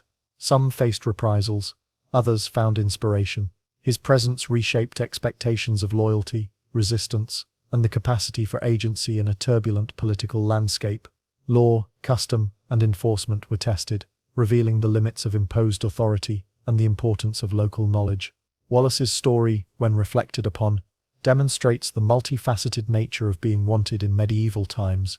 Danger could arise from law, political alliances, or the force of arms. Survival required skill, intelligence, adaptability, and social acumen. Influence often depended on visibility, yet visibility carried constant risk. Resistance was never only about confrontation, it was about perception, coordination, and the ability to navigate a fragile network of support and opposition. As you let Wallace's story settle, consider how the dynamics of being wanted shaped not just his life, but the lives of countless others. How does one man's defiance echo through social networks, governance structures, and memory? And in the quiet moments between battles, in villages whispering his name, and in councils calculating his threat? How does the concept of being wanted define the line between survival, influence, and legacy? You enter this story not through open conflict, but through careful observation of alliances, kinship, and ambition. Roger Mortimer, later Earl of March, was a figure whose influence unfolded largely behind the scenes, yet whose decisions would leave visible ripples across England and Ireland. His life illustrates how being wanted could emerge, not from outright rebellion, but from the slow accumulation of political pressure. Born into a prominent Marcher family in the early 13th century, Mortimer inherited both land and responsibility along the English-Welsh border. These lands were not merely possessions, they were strategic positions that demanded negotiation, defense, and careful diplomacy. Marcher lords were both enforcers of royal authority and local power brokers, straddling the delicate line between obedience and autonomy. Mortimer's early life was shaped by the volatile dynamics of the Marches. Castles dotted the landscape, providing defense and control, yet authority was fragmented. Local Welsh lords maintained influence, while English sheriffs claimed overlapping jurisdiction. Success required more than martial skill. It demanded intelligence, patience, and an understanding of both written law and customary practice. Mortimer developed these skills from a young age, learning to navigate alliances, disputes, and obligations with precision. His early career involved service to the crown, including military campaigns and administrative duties, yet even loyalty carried risks. Close association with the king brought visibility, while any misstep could be exploited by rivals. Medieval governance was fluid, and Mortimer observed that power depended on perception as much as formal title. To be wanted by peers or by the crown was often a matter of circumstance, timing, and reputation. The first challenges to Mortimer's influence arose not from rebellion but from legal and political disputes. Lands were contested. Marriages created rival claims. The crown's favor shifted unpredictably. Mortimer had to act decisively, leveraging both legal knowledge and local support to protect his inheritance and assert authority. Each decision increased both his reach and his exposure. The mechanisms of feudal power created an environment in which prominence could be as dangerous as weakness. By the time he reached adulthood, Mortimer had cultivated networks across the Marches and into England proper. He maintained alliances with other Marcher lords, minor nobles, and key officials. These relationships provided information, resources, and support in times of tension. Yet they also required constant management. Trust had to be earned and maintained, for betrayal was a persistent threat. Being wanted in this context meant navigating the expectations and ambitions of both friends and rivals. The broader political landscape added complexity. King Edward II's reign was marked by favoritism and instability. Close advisors such as Hugh Despenser wielded disproportionate influence, provoking resentment among established nobility. Mortimer observed the shifting balance of power and adjusted accordingly. He was careful to maintain loyalty where advantageous, yet prepared to act when opportunity or necessity, presented itself. This dual approach exemplifies a subtle form of resistance, influence exercised without overt confrontation, yet constantly shaping outcomes. Daily life for Mortimer was a blend of administration, diplomacy, and military readiness. Estates required management, disputes needed adjudication, correspondence demanded attention. Every action carried political significance. Decisions about rents, local justice, and marriages could ripple outward, affecting alliances and perceptions of loyalty. Being wanted, or being feared, was often the product of accumulated influence rather than a single dramatic act. Early episodes of tension, such as disputes with neighboring lords or intervention in contested lands, demonstrate how Mortimer operated in the grey space between authority and rebellion. He understood that visibility created both leverage and vulnerability. By carefully calibrating action and restraint, he maintained influence while avoiding premature confrontation. This balance would be tested repeatedly as his career progressed. You might pause to reflect on how Mortimer's experience contrasts with more overt outlaws or military rebels. He was wanted not for raids or defiance in the open, but because his network, influence, and accumulation of power threatened established hierarchies. Authority in medieval England was as much about perception, alliances, and control over information as it was about law or force. Mortimer's life demonstrates that being wanted could be subtle, insidious, and pervasive, shaping survival and legacy in quiet but powerful ways. As this chapter of Mortimer's life unfolds, the question emerges: how does one navigate a world where proximity to power can make one both indispensable and vulnerable? How do alliances, reputation, and calculated action protect an individual when danger comes not from open enemies, but from the invisible currents of politics, ambition, and perception? Returning to Roger Mortimer's life, you see that his quiet accumulation of influence gradually brought him into direct conflict with the very authority he once served. Unlike an outlaw in hiding or a rebel leading armies, Mortimer's danger came from prominence itself. In a court dominated by favorites and shifting loyalties, being wanted was a complex and perilous condition. By the early 1320s, Edward II's reliance on Hugh Despenser and the consolidation of royal favour created tensions across England and the Marches. Mortimer, aware of the growing resentment, positioned himself carefully. He strengthened alliances with disaffected barons, cultivated intelligence networks, and prepared contingencies in case his own influence became a threat to the crown. These moves were subtle but significant. In a system where direct rebellion could invite immediate destruction, foresight and planning were essential for survival. Mortimer's marriage to Joan de Geneville further enhanced his power. Through this union, he acquired substantial estates in the Welsh Marches and Ireland. This increased wealth translated into both military capacity and political leverage. Control over land brought obligations, but also opportunities. Tenants provided manpower, castles provided defense, and revenue offered independence. Being wanted now carried a dual edge. His prominence made him a target, yet it also strengthened his capacity to resist when necessary. Tensions escalated when Hugh Despenser's influence expanded unchecked. Mortimer observed the systematic appropriation of lands, favoritism, and the marginalization of other nobles. These actions not only threatened his own position, but undermined the broader framework of consent and loyalty that medieval governance depended upon. Mortimer's response was cautious but deliberate. He did not act rashly but began to coordinate quietly with other disgruntled nobles. Networks of communication, secret meetings, and careful negotiation became tools for survival and leverage. Being wanted in this context was as much political as personal. Mortimer's name circulated in councils, petitions, and whispered correspondence. He was viewed as a threat by those aligned with Despenser, yet he remained outwardly loyal to the king. This duality required careful management of perception. Misstep could invite immediate reprisal, yet inaction risked gradual erosion of power. Medieval danger was rarely sudden. It was persistent, accumulating through alliances, resentment, and strategic miscalculations.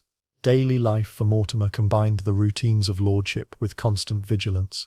Estates required oversight, military readiness demanded drills and fortification, and communication necessitated discretion. Every letter, every decision about resource allocation could affect alliances or provoke enemies. Survival depended on an acute awareness of both human and political terrain. Being wanted meant constantly balancing the exercise of authority with the avoidance of unnecessary provocation. In 1321, tensions came to a head.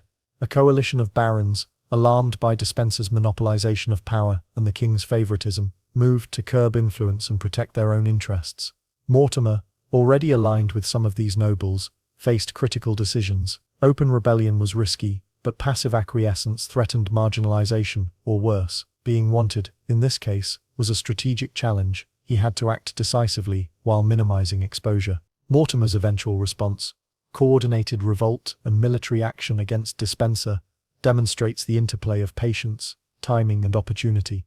He avoided premature confrontation, waiting for both political support and circumstances that favored his position. Networks of loyalty and communication allowed him to mobilize forces efficiently when the moment arrived, highlighting the importance of preparation in medieval power dynamics.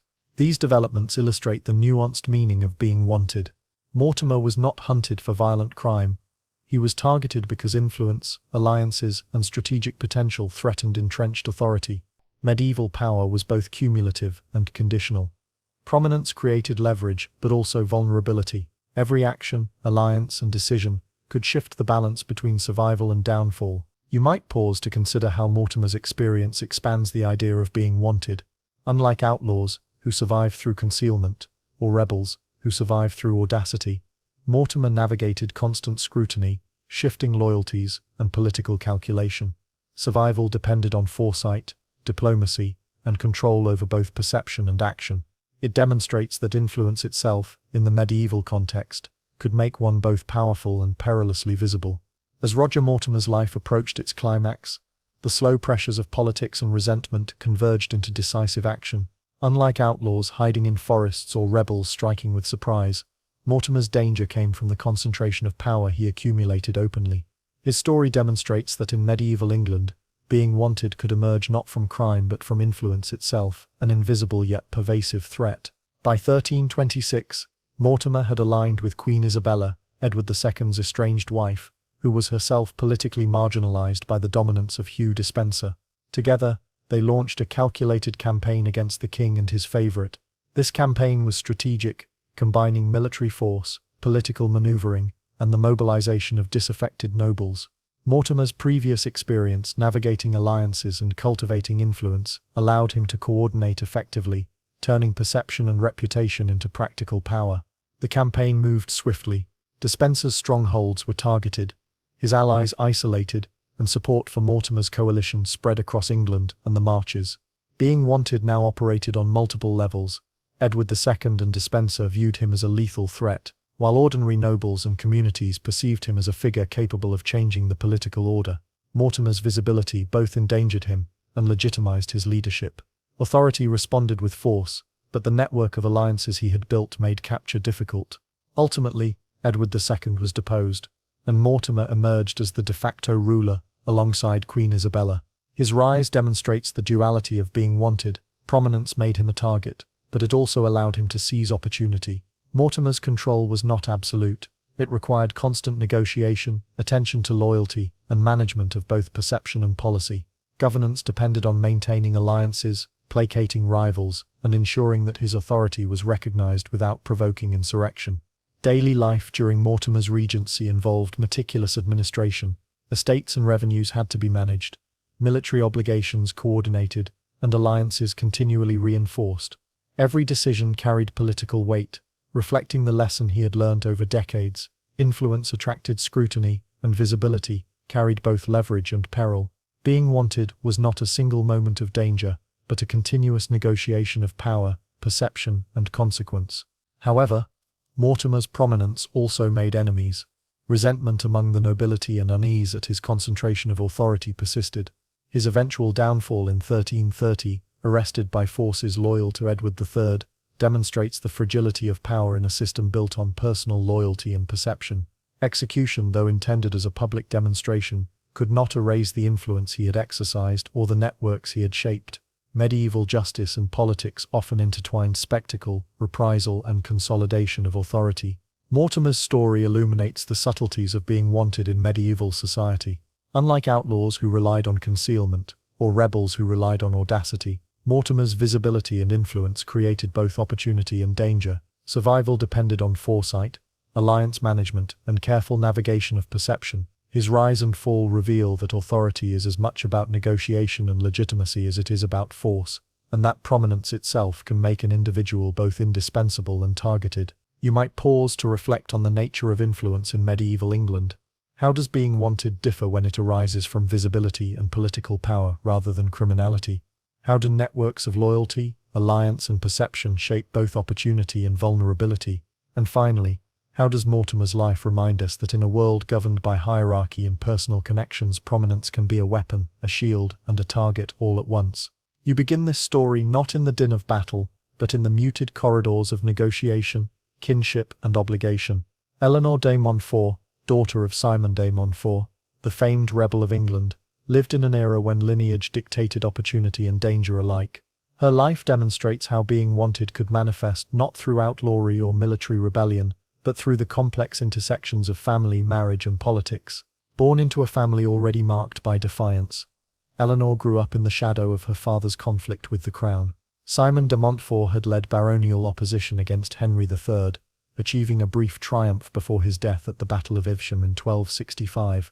Eleanor's early years were shaped by the aftermath of this rebellion, confiscation of lands, exile of relatives, and the precarious position of a family whose name remained politically charged. For her, being wanted was less about personal misdeeds and more about inherited suspicion. Her youth involved careful management of alliances. Noble families in England and the continent were connected through marriage, land, and loyalty. Eleanor's prospects were both a tool and a liability.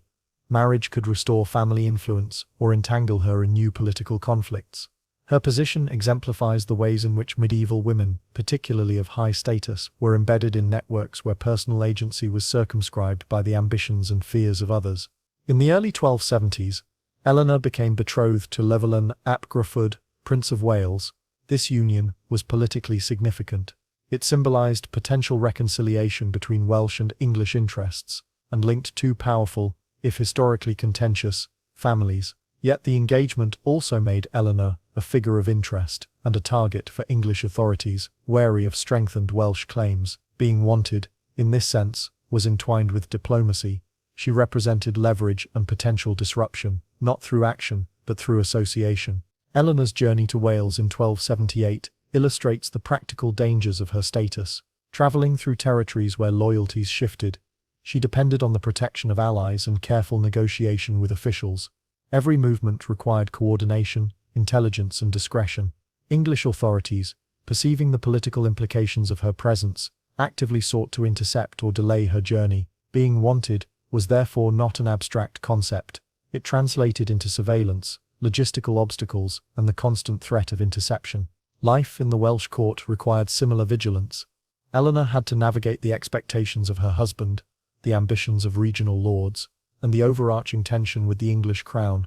She managed correspondence, mediated disputes, and maintained her family's political credibility. Her survival and influence relied on an intricate understanding of loyalty, obligation, and perception. In this environment, subtlety was as critical as strength. Eleanor's position highlights the interplay of gender, politics, and power. Unlike male outlaws or rebels, her agency was exercised through negotiation, marriage, and presence. Being wanted for her implied potential, influence, and the capacity to alter political dynamics, even without wielding a sword. Medieval society recognized power in many forms. Direct military action was only one avenue, while diplomacy, kinship, and symbolic presence could make an individual equally significant and equally targeted.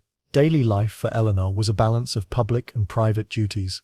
Estates required oversight, household management demanded attention, and alliances required cultivation. Travel, ceremonial obligations, and negotiation consumed her time and energy. Each action could strengthen her position or provoke the suspicion of powerful actors.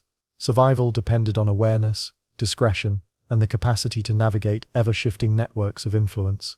As this chapter of Eleanor's life unfolds, you can begin to see the subtle dimensions of being wanted. Danger did not always manifest through pursuit or combat.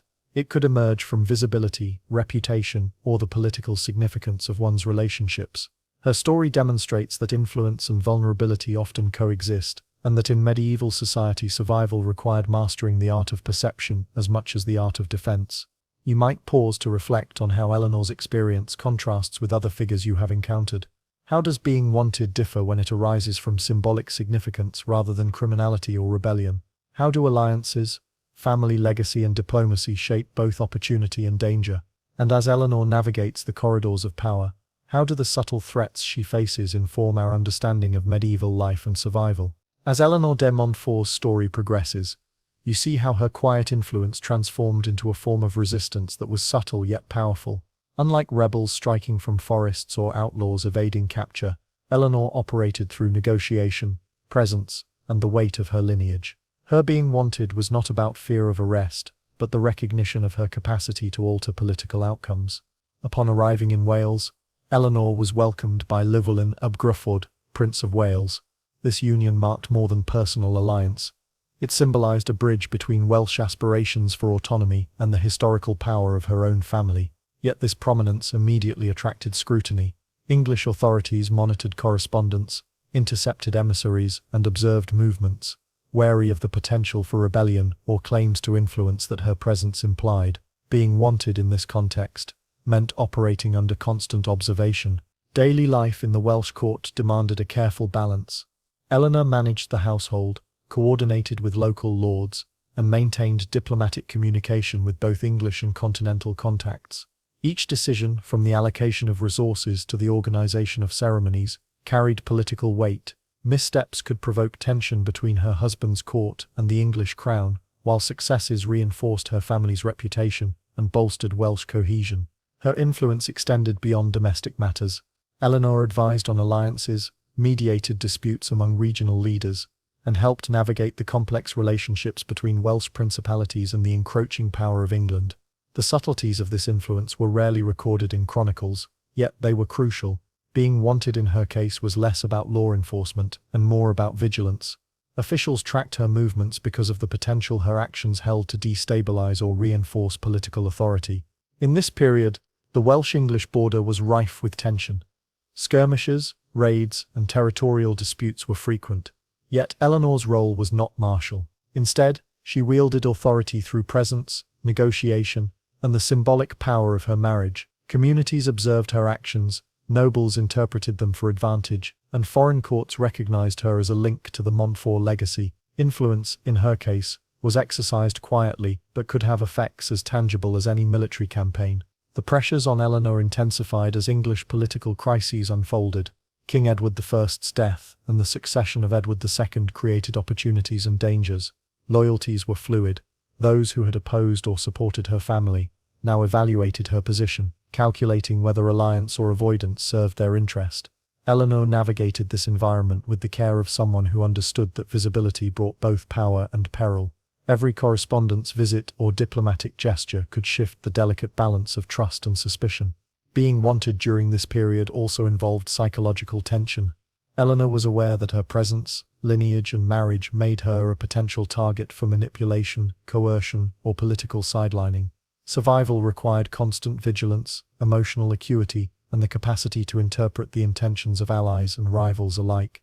Even her private choices were inseparable from public consequence, illustrating how influence and vulnerability were interwoven in the medieval world.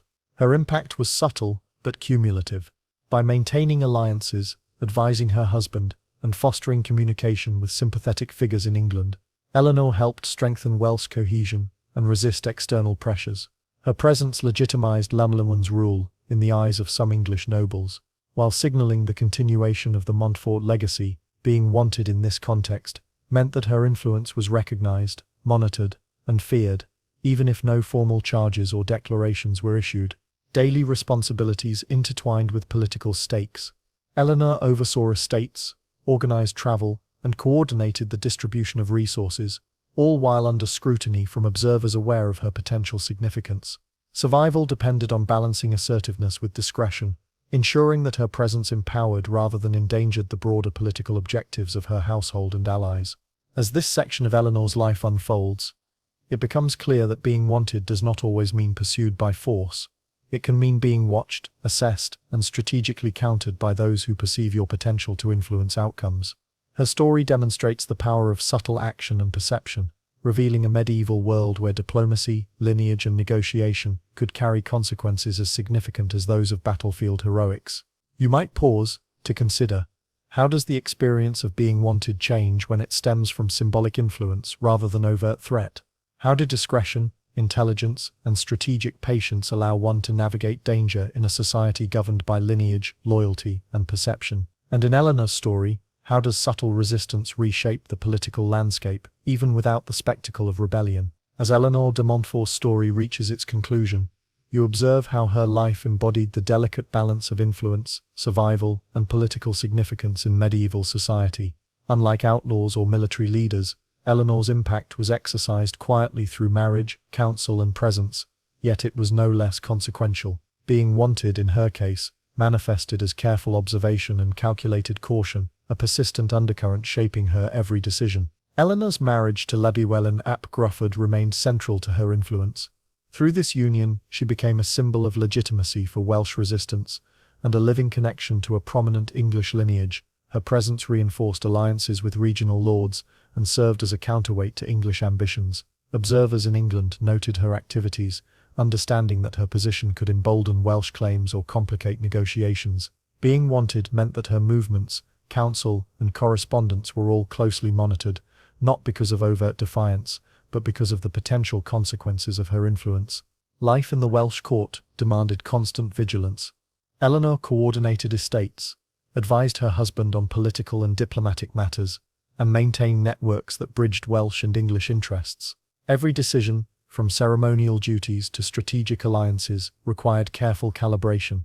Missteps could provoke distrust, while prudence and foresight enhanced her household's position. Her influence was exercised through negotiation, reputation, and symbolic presence, showing that in medieval society, subtlety could be as powerful as swords. The pressures on Eleanor intensified as English intervention increased. King Edward I's successors sought to assert authority over Wales, and internal Welsh rivalries added complexity. Eleanor's role was not military but diplomatic. She helped maintain cohesion, mediate disputes, and reinforce legitimacy through her connections and counsel. Being wanted in this context meant that her very existence as a political actor influenced decisions across courts, shaping policy, alliances, and perceptions without her ever wielding a weapon. Tragically, Eleanor's life was cut short. She died in 1282 while travelling to Wales to join her husband, leaving her influence unfinished, but her symbolic importance enduring. Her death removed a stabilizing and legitimizing figure, illustrating how even subtle actors can hold significant power in the medieval world. Communities, nobles, and courts remembered her presence, not for martial feats, but for the quiet authority she exercised and the political equilibrium she maintained. Eleanor's story underscores that being wanted in medieval times was not limited to outlaws, rebels, or criminals. Influence, lineage, and symbolic significance created attention, scrutiny, and potential peril. Her life demonstrates that survival and impact often depended on understanding social networks, exercising discretion, and balancing visibility with caution. Even in death, her story continued to shape alliances, expectations, and the memory of political struggle. Reflecting on Eleanor de Montfort, you can see how medieval power operated on multiple levels. Authority was exercised not only through force but through counsel, presence, and relationships. Being wanted could arise from symbolic significance, making one a target of observation, negotiation, or control. Eleanor's life reminds us that influence often works quietly, shaping outcomes and perceptions in ways that history sometimes records only faintly, yet persistently. You might pause to consider, how do the subtle forms of being wanted, through lineage, reputation, and symbolic presence, compare to overt danger or pursuit? How does quiet influence shape history, and what lessons does Eleanor's life offer about survival, agency, and legacy in a world governed as much by perception as by power?